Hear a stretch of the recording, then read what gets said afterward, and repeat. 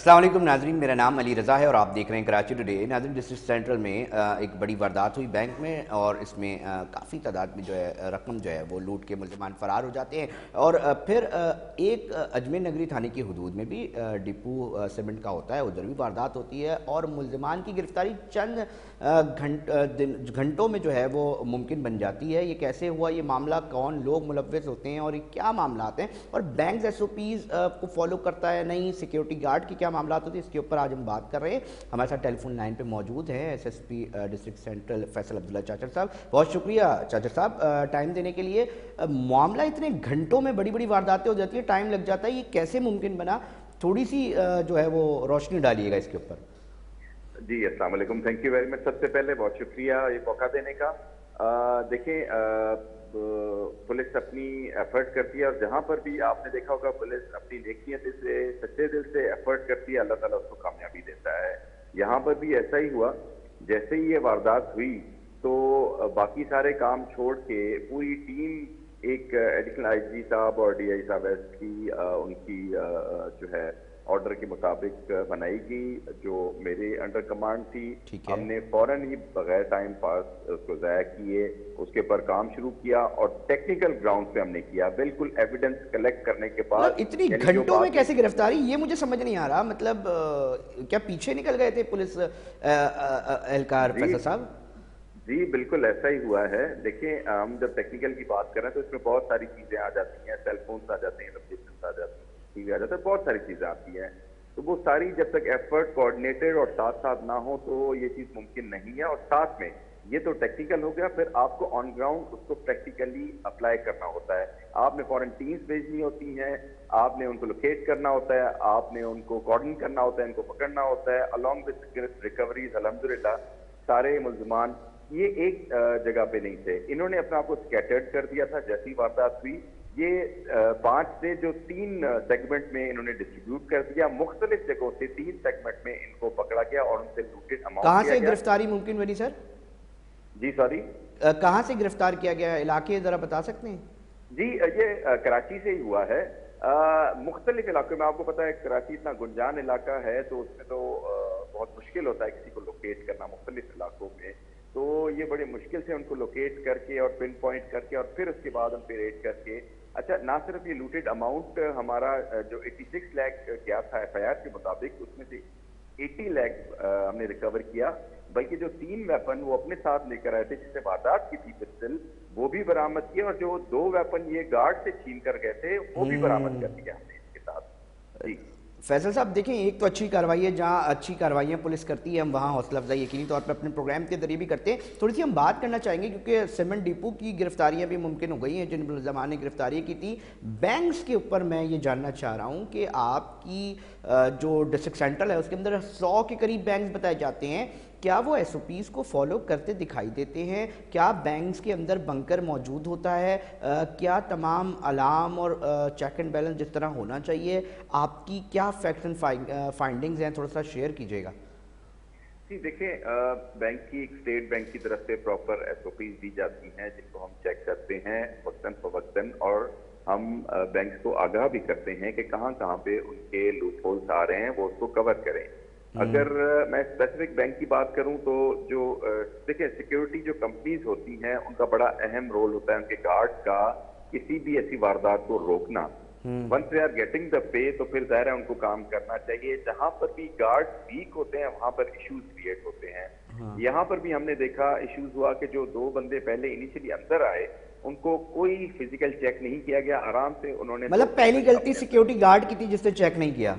Yes. तो वो मुलव्विस था या फिर नहीं, मुलव्विस नहीं था, मुलव्विस गलती थी, नेग्लिजेंसी थी, नेग्लिजेंस थी बहुत ज्यादा, कि वही उसने चेक तक नहीं किया फिजिकली। अगर वो टच करके चेक कर लेता उसका पिस्टल वहां से इसको गेट पर ही मिल जाता और दूसरा गार्ड उसको फिर उसको कवर देकर ये होने ही ना देता। लेकिन उन्होंने गेट पर चेक ही नहीं किया, अंदर आके दूसरा गार्ड अंदर था, वो बाहर चला गया पानी पीने, तो उनको आराम से ओपन मिल गया। तो ये सिक्योरिटी गार्ड को अलर्ट रखना। देखें, पुलिस 24 घंटे नहीं बैंक के ऊपर खड़ी हो सकती, हर बैंक के ऊपर। आपने खुद दूसरा बताया 100 से ज्यादा है, गाय बगाए पेट्रोलिंग होती है, जाते हैं, चेक करते हैं, अलर्ट करते हैं, चले जाते हैं।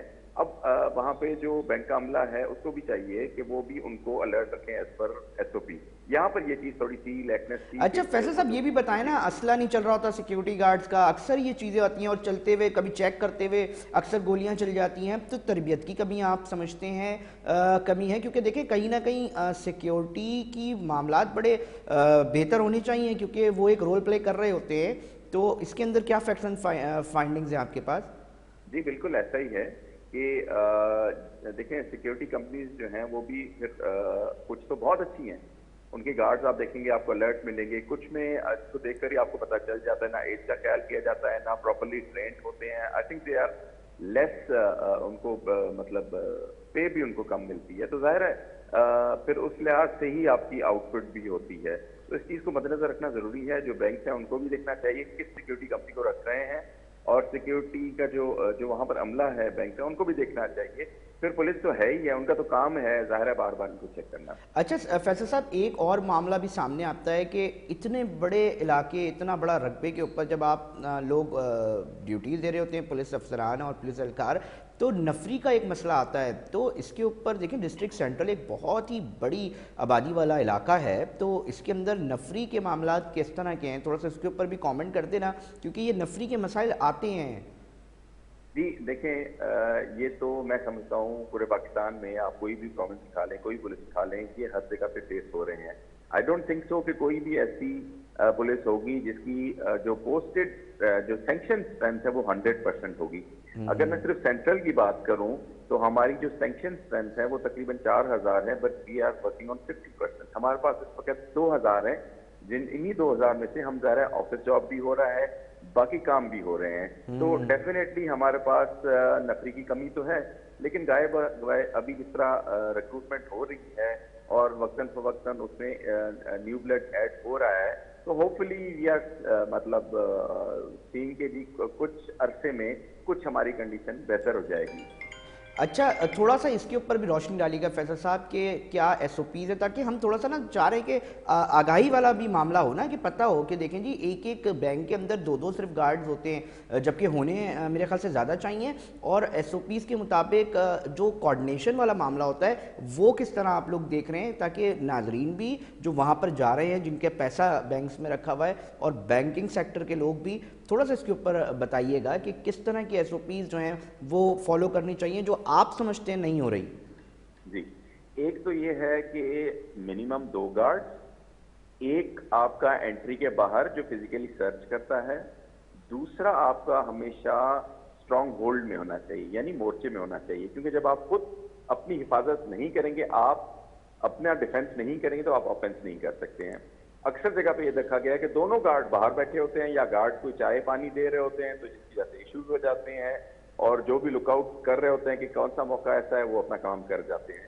تو ایک گارڈ کو لازمی اس کے اسٹرانگ ہولڈ جو ایک بنا ہوتا ہے، روم بنا ہوتا ہے جہاں پہ انٹری کوئی نہیں کر سکتا، ایسے اس کو اسٹرانگ ہولڈ میں ایک گارڈ کو لازمی ہر وقت رہنا چاہیے اور ایک کو باہر ہونا چاہیے، نمبر 1. پھر دوسرا CCTV کیمراز اچھی لوکیشن پہ، اچھی ڈائریکشن پہ، ان کے میگا پکسل ٹھیک ہونے چاہیے تاکہ وہ ان سے بعد میں ڈیٹیکشن میں ہمیں آسانی ہو. پھر اس کے بعد جہاں پر آپ کے جو ایمرجنسی الارم بٹن ہے وہ ایسی جگہ پہ ایزیلی ایکسیسیبل ہوں جہاں سے کوئی بھی امپلائی اس کو کر سکے. جس طرح اس بینک میں بھی تھوڑا سا وقوع کے بعد الارم بجا تھا، اگر وہ ٹائم نہیں ہو جاتا تو میں بھی پولیس پہنچ جاتی، شاید انکاؤنٹر وہاں پر ہو جاتا، پھر ہمیں بعد میں ایفرٹ نہیں کرنی پڑتی، آن دا اسپاٹ ایفرٹس ہو جاتی اور وہ لوٹ نہ کر سکتے. ایک آپ کا الارم کا بھی ایشو آ جاتا ہے. پھر آپ کے جو اماؤنٹ ہے، جو لاکرز ہیں، اس کے ڈبل ٹرپل چیک ہونے چاہیے، صرف ایک بندے کے پاس نہیں ہونا چاہیے، وہ 2-3 بندوں کے پاس چابیاں ہونے چاہیے. اس طرح جو آپ کی DVR ہے CCTV کی، اس کو اسٹرانگ ہولڈ میں ہونا چاہیے، کوئی بھی اس کو ایزیلی ایکسیس نہ کر سکے. یہ 4-5 چیزیں اگر ان کو مد نظر رکھیں گے تو میرے خیال میں کافی جو امپروومنٹ ہوگی. اچھا اس پہ بھی بتائیے گا انعام بھی کوئی دیا جا رہا ہے پولیس اہلکاروں جو ٹیم تھی آپ کی، کیونکہ میں نے سنا ہے کیانی صاحب ہیں SHO اور ایک اور SHO ہیں آپ کے، انہوں نے نواز گونجل صاحب، انہوں نے بڑا کردار ادا کیا اس میں.